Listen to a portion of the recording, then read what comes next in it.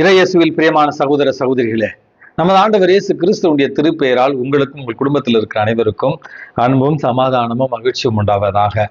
அன்புமிக்கவர்களே, March மாதம் 1ஆம் தேதி மாதத்தினுடைய தொடக்க நாள். இந்த மாதம் முழுவதையும் இறைவன் நம்மை சிறப்பான விதத்திலே ஆசீர்வதிக்கும்படியாகவும் நம்மை கரம் பிடித்து வழிநடத்தும்படியாகவும் இந்த நாளில் சிறப்பான விதத்தில் ஒருவருக்காக ஜெபிப்போம்.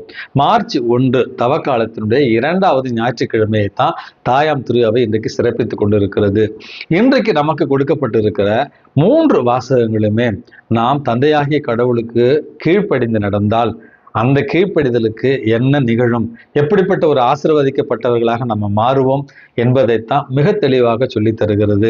தவக்காலம் அருளின் காலம், மனமாற்றத்தினுடைய ஒரு காலம் அப்படி என்று சொன்னேன். மனமாற்றம் என்பது நம்முடைய கீழ்ப்படிதலில் தான் ஆரம்பிக்கிறது என்பதையும் இன்றைக்கு நம்ம புரிந்து கொள்ள வேண்டும்.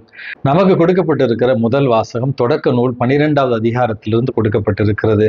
அன்புமிக்கவர்களே, ஆபிராம் அப்படி என்று சொல்லப்படுகிற ஒரு நபர் ஊர் என்கிற ஒரு கிராமத்தில் வசிக்கிறார்.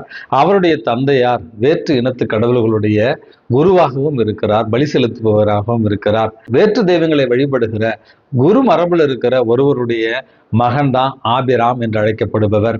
அன்புமிக்கவர்களே, ஆண்டவர் அவருக்கு அழைப்பு விடுக்கிறார். அவருடைய சொந்த ஊரையும் மக்களையும் நாட்டையும் இனத்தையும் உறவுகளையும் விட்டுவிட்டு தான் அவருக்கு காட்ட இருக்கிற, தான் அவரை வழிநடத்த இருக்கிற ஒரு நாட்டிற்கு செல்ல சொல்லுகிறார். அன்புமிக்கவர்களே, அந்த வாக்களிக்கப்பட்ட நாடு எங்கு இருக்கிறது, எப்படி இருக்கும் என்கிற எந்தவித புரிதலும் இல்லாமல் அல்லது எதிர்நோக்கற்ற ஒரு சூழல்ல தான் ஆபிராம் என்று சொல்லப்படுகிற ஆபிரகாம் ஆண்டவருடைய திருவுளத்திற்கு திருச்சித்தத்திற்கு தன்னையே கையெழுத்து ஒப்பு கொடுத்து கீழ்ப்படுகிறார். அன்புமிக்கவர்களே, அந்த ஒரு செய்தி தான் இன்றைக்கு நமக்கு முதல் வாசகத்துல கொடுக்கப்பட்டிருக்கிறது.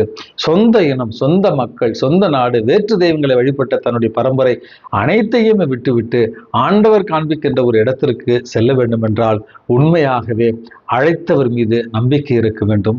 அழைத்தவரை அந்த அளவுக்கு அன்பு செய்திருக்க வேண்டும். அந்த அழைத்தவர் காண்பிக்கிற இடத்திற்கு செல்லுகிற அளவுக்கு மனதில் தாட்சியும் கீழ்ப்படிதலும் இருந்திருக்க வேண்டும். அந்த ஒரு செய்தியைத்தான் இன்றைக்கு நமக்கு முதல் செய்தியாக நம்ம வாசிக்கிறோம். ஆண்டவருடைய சொற்களுக்கு கீழ்ப்படிந்து நடப்பவர்களை மக்களினத்திற்கு ஆசியாக மாற்றுவேன் என்கிற வாக்குறுதியையும் இன்றைக்கு முதல் வாசகத்துல நம்ம வாசிக்கிறோம். அன்புமிக்கவர்களே, இஸ்ரேல் மக்களுடைய விடுதலையின் நாயகர், இஸ்ரேல் மக்களுடைய தந்தை என்று அழைக்கப்படுகிற, நம்பிக்கையின் தந்தை என்று அழைக்கப்படுகிற ஆபிராம் என்கிற ஆபிரகாம் தான் இன்றைக்கு நம்பிக்கையின் தந்தையாக, எதிர்நோக்கின் தந்தையாக, கீழ்ப்படிதலின் தந்தையாக இன்றைக்கு நமக்கு அறிமுகப்படுத்தப்படுகிறார். 2வது வாசகம் திருத்தூதர் பவுல் தீமோத்தேயுவுக்கு எழுதிய 2வது திருமுகத்திலிருந்து நம்ம வாசிக்கிறோம். தீமோத்தேயுவை பவுலடியார் பல இடங்களில் தன்னுடைய ஊழியராகவும், தன்னுடைய இந்த நற்செய்தி பணியினுடைய சக ஊழியராகவும், அதே நேரத்தில் அன்பு மகனாகவும் இன்றைக்கு பல இடங்களில் இந்த தீமோத்தேயுவை பற்றி கூறியிருக்கிறார். அந்த தீமோத்தேயு நம்பிக்கைக்கு உரியவராக இருந்ததனால் எபேசு நகரத்தினுடைய ஆயராகவும் அவரை அமர்த்துகிறார் பவுலடியார். ஆண்டவராகிய இயேசு கிறிஸ்துவை அறிவிப்பதை பற்றியோ அல்லது நான் சிறைப்பட்டிருப்பதை பற்றியோ நீங்கள் வெட்கி தலைகுனிய வேண்டாம், அவமானம் அடைய வேண்டாம். துன்பம் என்பது கிறிஸ்தவ வாழ்க்கையினுடைய அடிநாதமாக இருக்கிறது. துன்பம் என்பது நமக்கு மீட்பை தருகிறது. துன்பத்தின் வாயிலாகத்தான் நம்ம இறை ஆட்சியை கட்டி எழுப்ப முடியும் என்கிற அழகான உண்மையை இந்த 2வது வாசகம் நமக்கு தெளிவுரை எடுத்து சொல்லுகிறது. இதனுடைய ஒரு தொடர்ச்சியாகத்தான் இன்றைக்கு நமக்கு கொடுக்கப்பட்டிருக்கிற நற்செய்தி வாசகம் மத்தேயு நற்செய்தியிலிருந்து கொடுக்கப்பட்டிருக்கிறது. அன்புமிக்கவர்களே, நமது ஆண்டவர் இயேசு கிறிஸ்துவனுடைய தோற்ற மாற்ற நிகழ்வைத்தான் இன்றைக்கு நம்ம நற்செய்தி வாசகமாக வாசிக்கிறோம். ஒரு மாற்றத்தினுடைய ஒரு நிகழ்வு என்றும் மறு உரு பெற்றதனுடைய ஒரு நிகழ்வாகவும் இதை நம்ம பார்க்கலாம். இந்த தோற்ற மாற்ற நிகழ்வு தான் நம்முடைய 3 நற்செய்திகளிலுமே கொடுக்கப்பட்டிருக்கிறது. அப்படி என்றால் இதனுடைய முக்கியத்துவத்தை நம்மால் உணர்ந்து கொள்ள முடியும். இந்த தோற்ற மாற்ற நிகழ்வுக்கு நமது ஆண்டவர் இயேசு கிறிஸ்து தன்னுடைய நெருங்கிய 3 சீடர்களைத்தான் அழைத்து செல்கிறார். பேதுரு, யோவான், அவருடைய சகோதரர் யாக்கோபு, இவர்களைத்தான் அழைத்து செல்கிறார். அன்புமிக்கவர்களே, இந்த தோற்ற மாற்ற நிகழ்வுகளை நமது ஆண்டவர் இயேசு கிறிஸ்து மோசேவோடும் இறைவாக்கினர் எலியாவோடும் பேசி கொண்டிருந்தார் அப்படி என்பதைத்தான் காட்சியாக இன்றைக்கு நமக்கு வெளிப்படுத்தப்பட்டு இருக்கிறது. மோசே சட்டங்களினுடைய அடையாளமாக நமக்கு காண்பிக்கப்படுகிறார். எலியா இறைவாக்கினர்கள் தலை சிறந்தவராக நமக்கு விவிலியத்தில் அறிமுகப்படுத்தப்படுகிறார். இவர்கள் இருவருமே நமது ஆண்டவர் இயேசு கிறிஸ்துவோடு எருசலேமில் இயேசுவுக்கு என்ன நிகழப்போகிறது என்பதை பற்றி தான் அவர்கள் விவாதித்துக் கொண்டிருந்தார்கள் என்று நற்செய்தி வாசகத்துல நம்ம வாசிக்கிறோம். அன்புமிக்கவர்களே, மோசே சட்டங்களினுடைய அடையாளம், எலியா இறைவாக்கினர்களுடைய அடையாளம். இவர்கள் இருவரையுமே நிறைவு செய்யும் விதமாகத்தான் நமது ஆண்டவர் இயேசு கிறிஸ்து கடவுளுடைய மகனாக இன்றைக்கு அறிமுகப்படுத்தப்பட்டிருக்கிறார். அன்புமிக்கவர்களை, விவிலியத்துல நம்ம பார்த்தோம் என்றால் மோசேவருடைய இறப்பை பற்றியும் நமக்கு தெளிவான விளக்கம் இல்லை. மோசே எங்கு அடக்கம் செய்யப்பட்டிருக்கிறார் என்பதை பற்றியும் விவிலியத்தில் எந்த குறிப்பும் இல்லை. இரண்டாவது, இறைவாக்கினர் எலியாவுடைய இறப்பை பற்றியும் அல்லது அவர் எங்கே அடக்கம் செய்யப்பட்டிருக்கிறார் என்பதை பற்றின குறிப்பும் விவிலியத்தில் இல்லை. இது நமக்கு உணர்த்துகிற பாடம் என்பது, மீட்பின் வரலாற்றில் எந்த ஒரு மனிதருக்கும் நம்ம அதிமிக முக்கியத்துவத்தை கொடுக்க கூடாது. மாறாக மீட்பின் வரலாற்றில் கடவுளே கதாநாயகன் என்பதை நமக்கு உணர்த்தும் விதமாகத்தான் இவர்கள் இருவரும் மாபெரும் அடையாளங்களாக நம்முடைய நம்பிக்கைக்கு பார்க்கப்பட்டாலும் அவர்கள் இருவரும் கடவுளுடைய கருவிகளே, கடவுளே நமது மீட்பின் கதாநாயகன் என்கிற ஆழ்ந்த உண்மையை இந்த ஒரு நிகழ்வு நமக்கு உணர்த்துகிறது.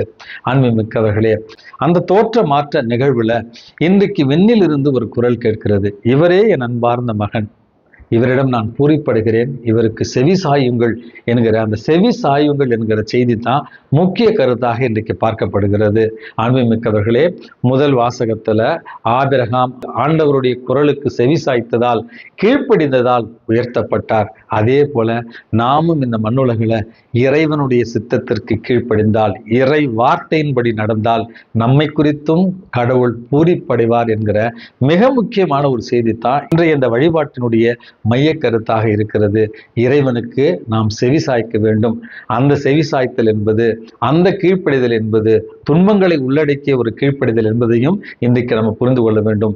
எப்படி ஆபிரகாமுக்கு எதிர்நோக்கற்ற ஒரு சூழல், என்ன நிகழும் என்று தெரியாத ஒரு சூழல் இருந்ததோ அவற்றையும் தாண்டி கீழ்ப்படிந்தாரோ, அதே போல நம்முடைய வாழ்க்கையில இயேசு துன்பங்களை ஏற்று கீழ்ப்படிந்து நமக்கு மீட்பை கொண்டு வந்தது போல அன்றாட வாழ்க்கையில ஏற்படுகிற துன்பங்களை ஏற்று இறை சித்தமாக அதை ஏற்றுக்கொண்டு இறை ஆட்சியை நிறுவுவதற்கு அது அடிப்படையானது என்பதை புரிந்து கொண்டு துன்பங்களை ஏற்று துன்பங்கள் வழியாய் மீட்பை பெறவும், துன்பங்கள் வழியாய் இறை ஆட்சியை இந்த உலகத்துல அமைத்திடவும் தான் இன்றைய நற்செய்தி வாசகம் நமக்கு முதல் செய்தியை கொடுக்கிறது.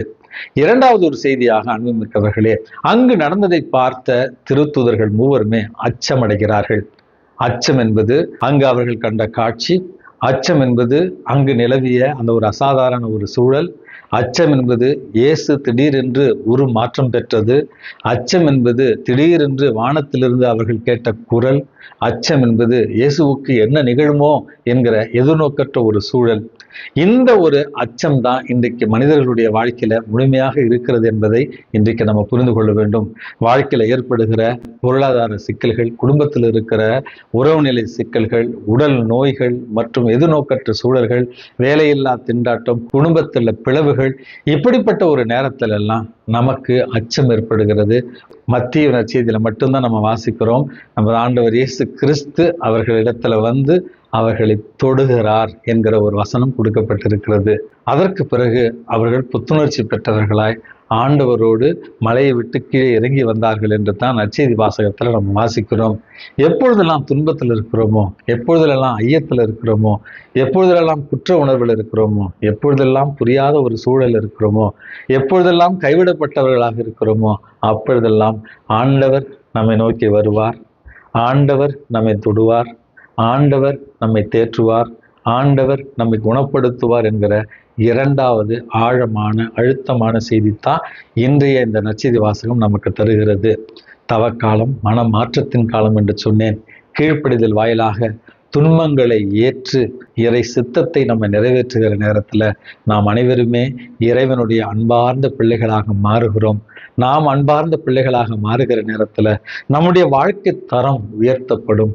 அதோடு நமது ஆண்டவர் துன்ப துயர வேளைகளில் நமது அருகில நம்மை தொட்டு குணப்படுத்துவார் என்கிற நம்பிக்கையோடு இந்த தவ காலத்தை மனமாற்றத்தின் காலமாக ஏறெடுப்போம்.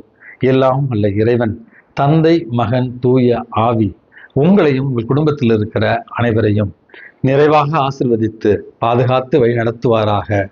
ஆமென்.